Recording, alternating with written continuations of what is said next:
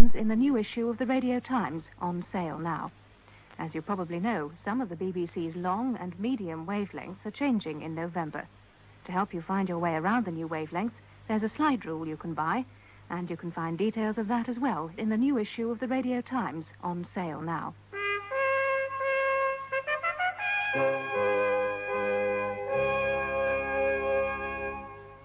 And on this programme, after the 8 o'clock news, we shall hear Sir Harold Wilson talking for the first time about Rhodesian sanction breaking in the 60s.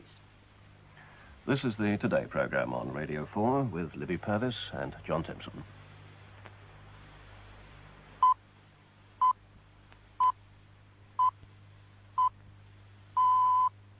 It's 8 o'clock on Thursday, the 28th of September. After a debate lasting more than 17 hours... specifically geared to that, and perhaps the sort of safe, rather wonderful, but middle-of-the-road pattern that was being delineated by Pope John Paul is not really the Church of the future. UK, thank you very much. And the time is 13 minutes past 7. And the latest details to Ray Gowdridge. Well, the Pope apparently died at his desk late last night. A doctor was called and found him slumped over his desk with the reading light still on. He had had a massive heart attack. I think it's taken everybody here completely by surprise. The great bronze door, the entrance to the Vatican, has been closed, and a Vatican radio announcement has just said that the body of the Pope will be exposed in a room of the Apostolic Palace after midday. Of course, later on, I suppose, it will be taken into St. Peter's, and the hundreds of thousands of people who will want to pay their last respects to the dead pontiff will file past once more, as they did only just over a month ago for Pope Paul VI. This, of course, presents a totally unprecedented situation within the Vatican, doesn't it? Well, yes, it's taken everybody by surprise, and one wonders really what effect this will have on the continuity of the Church's policies, given that John Paul very carefully chose this name to assure the continuity of his two immediate predecessors. The cardinals will now have to come back to Rome from all over the world. There will be a lot more lobbying.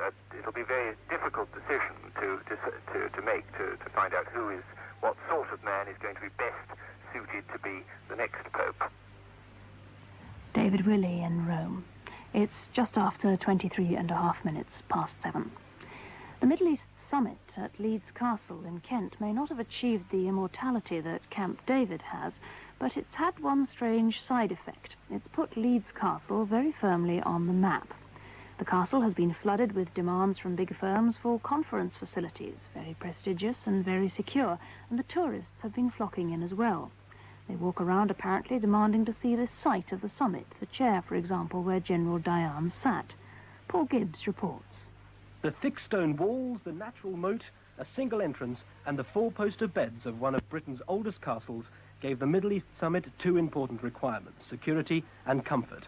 But to everyone it was a reminder that one of the world's most beautiful castles was there to be visited. People now realise that Leeds doesn't have to be in Yorkshire, and it's made quite a difference. From a point of view, people say automatically Leeds Castle, that's where the Middle East Peace Conference took place, and of course there's a tremendous amount of interest when we have visitors coming to the castle, asking questions about who slept where and where the meetings took place. The security people stayed, and just how we managed the operation at the castle, because I think there's a tremendous fascination about how a medieval castle can still play a role in 20th century politics.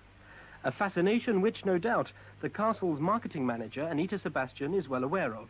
It's not cheap to stay there. A day's accommodation could cost £100, but an unlimited expense account, which I suppose Henry VIII had when he dined there, buys you some of the finest food and wine in the country. But when the summit was moved at the last moment from a London hotel to Leeds Castle, staff had to be found quickly. And it seems that despite all the security, the castle recruiters weren't too fussy. One local teenager who was asked to help out was Benjamin Brown. Amongst the things I did was to serve General Diane his breakfast. I didn't really like him too much, actually. We asked him what he wanted, and he just said rather coldly, a fried egg. And so the order went down the line. We got him his fried egg, presented it to him on the table, and he knocked his glass of orange over, so he had to mop all that up for him. And I also served at the final banquet, where there was the Mr. Vance and General Diane and Mr. Camel. And I remember thinking it was rather strange, because on the evening news they said that it had been a working lunch and serious discussions had taken place on the Middle East. And in fact, from what I could hear of it, Cyrus Vance was saying we never had that game of croquet, and talking about the trees and the castle, things like that. Did you get the feeling that everybody there thought it was a nice place to have a conference? Well, apparently General Diane didn't like all the security, and he didn't look too relaxed. Was the security oppressive? Well, I didn't find it so. There were a lot of British police walking around with rifles and things, but I found it very easy to get in every day. I was just presented with a card with my name on, and I just showed it to them and slipped in very easily. But when we took things like the coffee hot plate up to the conference room, it was checked about 3 times for bugging devices.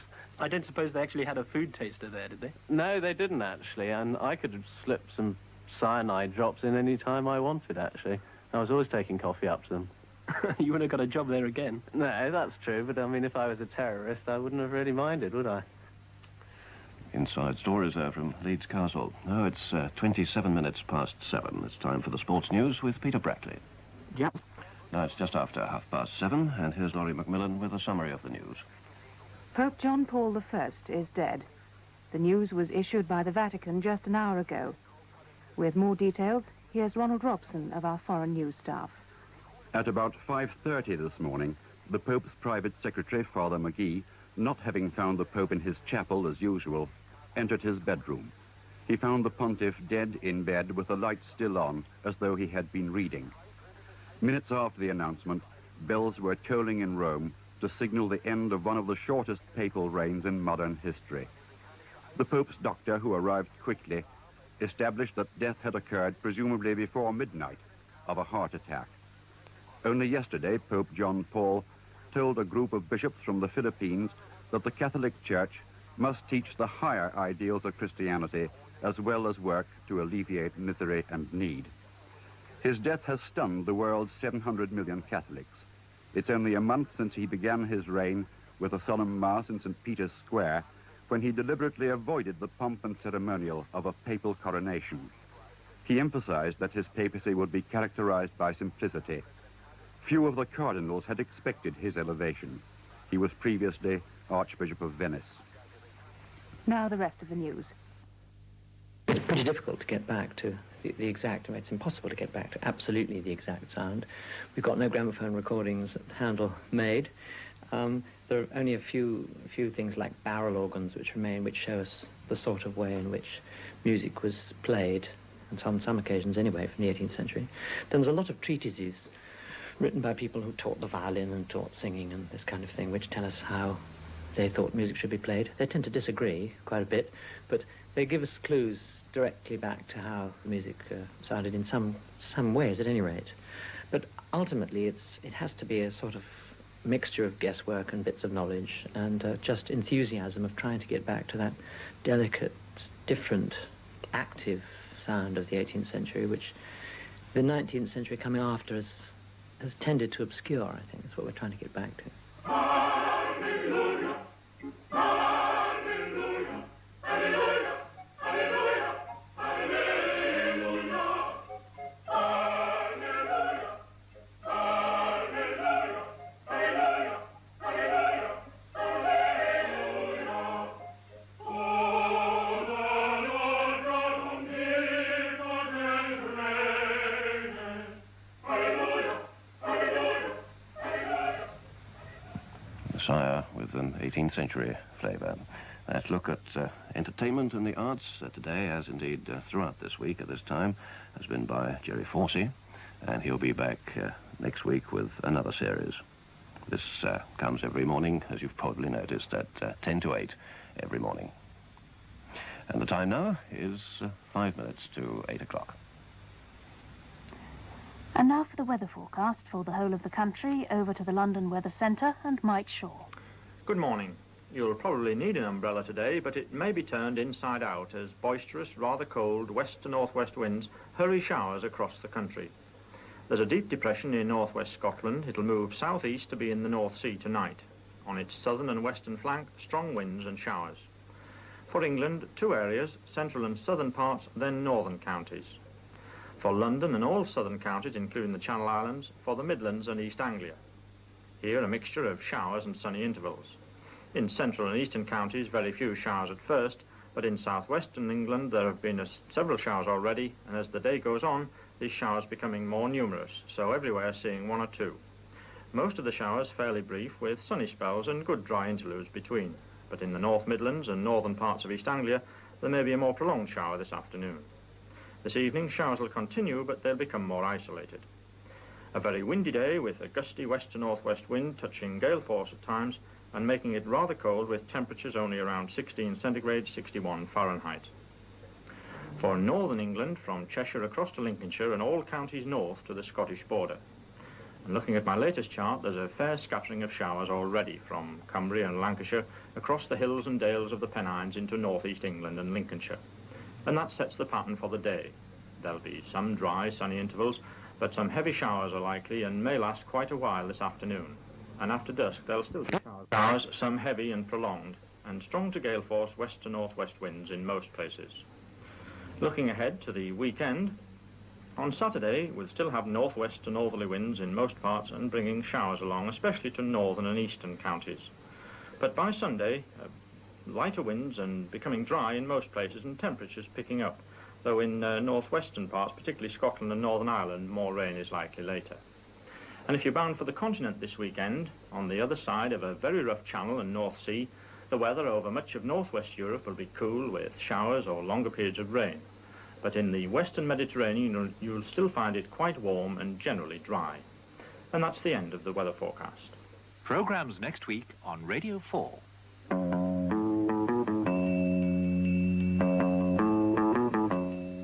George Smiley, the spy master in The Spy Who Came In From the Cold, is again at the centre of a British intelligence operation next week. He's sent by Control to interview a man suspected of espionage.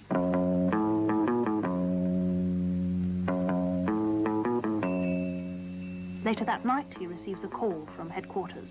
He's dead. Smiley, did you hear me? Yes. Well? How did it happen? He shot himself at around 10:30 this evening. Oh, God. And he left a farewell letter for the Foreign Secretary, blaming it all on us. Blast his eyes. What do you want me to do? Get in here, Smiley. I want you here as soon as possible. Oh, hell.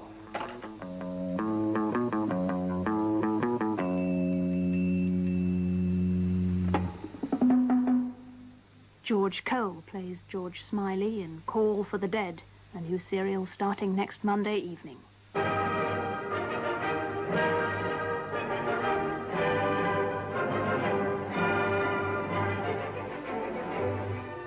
From now on, Thursday night is concert night on Radio 4. And we begin with the Bournemouth Symphony Orchestra, playing works by Verdi, Rachmaninoff and Brahms.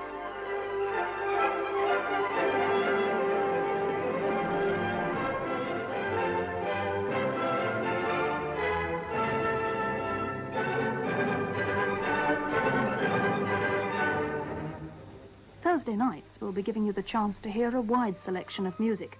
So to get full details of all the new concerts and other programmes starting next week, you'll need the new edition of Radio Times. And as you probably know, BBC Radio is on the move in November to new places on the dial. To help you find your way around the new wavelengths, there's a slide rule that you can buy. And details of that too are in the Radio Times, which is out on sale now. This is the Today programme on Radio 4 with Libby Purvis and John Timpson.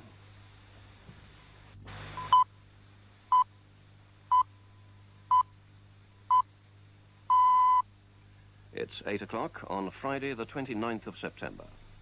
And the main news this morning, the new Pope, John Paul I, is dead. He'd been the leader of the Roman Catholic Church for little more than a month and was aged only 65.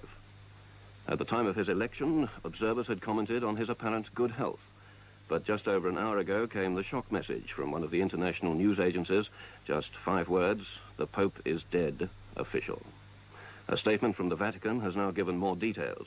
It says the Pope was not in his private chapel this morning, as he usually is, when his private secretary arrived. The secretary went to look for him and found Pope John Paul dead in bed, with the lights still on, as if he'd been reading. The news was flashed over Italian radio, and it reported that within half an hour, some 8,000 people had assembled in St. Peter's Square, many of them nuns and priests. Reports speak of people on their knees, praying and in tears. The man who was to become the first pope to take the title of John Paul was born Albino Luciani 65 years ago in a small village in the Dolomites, the son of a glass worker. He was ordained a priest in 1935, and it was in 1958 that he was appointed Bishop of Vittorio Veneto. 11 years later, he became Patriarch of Venice, and he was named as a cardinal in 1973. At last month's conclave of cardinals, he was very much a surprise choice, a man with next to no experience of the Vatican itself. One of his first moves was to dispense with the traditional pomp and splendor of a papal coronation, opting instead for a simple ceremony in St. Peter's Square. And he had pledged that simplicity was to be one of the hallmarks of his papacy. It was the Archbishop of Westminster, Cardinal Hume, who spoke of John Paul as God's candidate. Now the whole process of electing another pope will have to be repeated. Soon after the Pope's inauguration, Radio 4 broadcast a portrait of him and his background. It included these assessments of him by colleagues in the Roman Catholic Church and by friends. The first is by a parish priest from Clapham in South London, Father Michael Murphy. He first met Pope John Paul 5 years ago in Rome when he was then Patriarch of Venice. It was an accidental meeting. He's a man of great openness.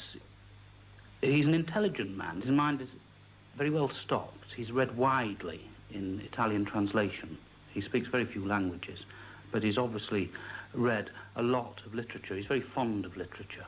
He's very fond of reading. He's obviously a voracious reader, and he likes to smoke. He's a cigarette smoker. He likes a glass of wine. His pleasures are very simple. Another man who knew the Pope was once our ambassador in Rome, Sir Ashley Clark. The Patriarch was not, in any sense, a sort of politician. He was a parish priest. He came from Belluno, and throughout his whole ecclesiastical mission, his great interest has been with his parishioners and his diocesan. He has always wanted to know people and to help those who are least able to help themselves. A very modest man, very humble man in a way, but very approachable, very human, and with a really strong sense of humor.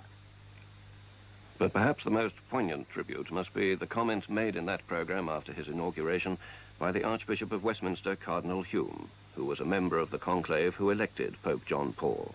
It was an unexpected choice as far as speculation went. And then once it had happened, it seemed totally and entirely right. And I think that kind of feeling that this is just right and just what we want was so general and so profound.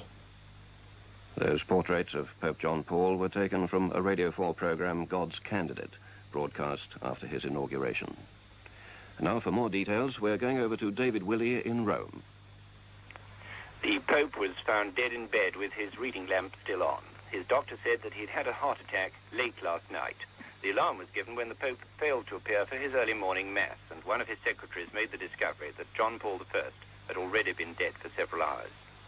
The great bronze door of the Vatican was closed, and the yellow and white flags of the Vatican flew at half-mast. Crowds of pilgrims have begun to gather in St. Peter's Square, and it was announced that the Pope's body will lie in state in a room in the Apostolic Palace for the cardinals in residence and members of the papal household to pay their last respects to the pontiff. Later, his body will be taken to St. Peter's Basilica. The former Cardinal Patriarch of Venice had barely had the time to make much personal impact on the highest office of the Roman Catholic Church. And now his death will once again raise the question of whether a non-Italian pope should be elected by the cardinals who will shortly be arriving once again in Rome from all over the world for the conclave.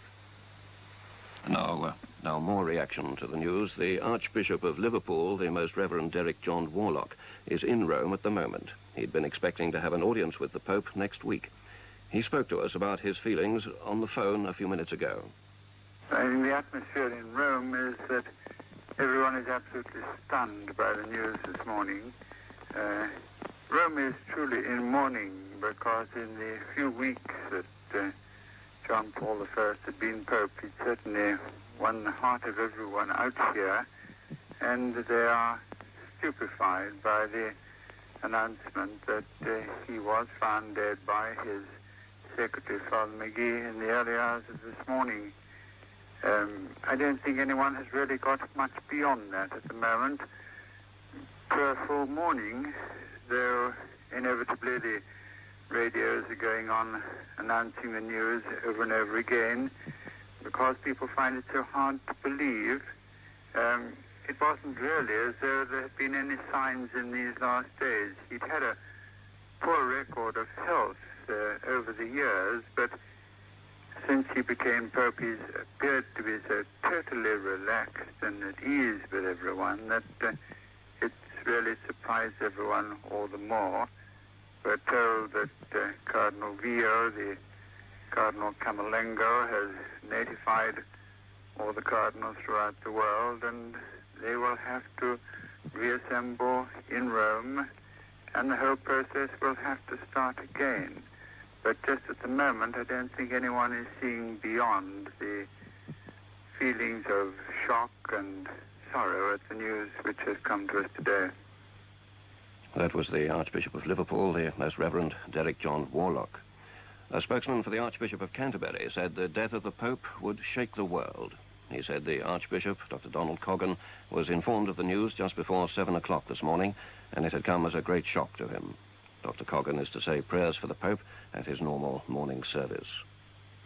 And now in our Oxford studio is Peter Hebblethwaite, religious correspondent of the Sunday Times, who was in Rome at the time of the Pope's election and of his coronation.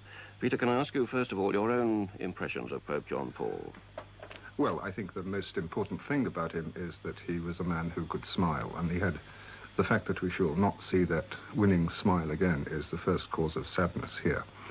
And then, of course, he looked like being a very good Pope, a reconciler who could hold this rather troubled church together. His death now comes at a very crucial time in the Roman Catholic Church's history, surely, with various vital conferences just coming up. Yes, there's the meeting of the Latin American bishops in Puebla, in Mexico. And I think what really must sadden the cardinals is having to start again on the same laborious process. I mean, having thought they'd solved the problem magnificently, they now have to start it all over again and realize that they haven't resolved it at all. In the very short time that he held the papacy, did he have a chance to make a great impact, or will he become known, as one of our correspondents said, as perhaps the unknown Pope?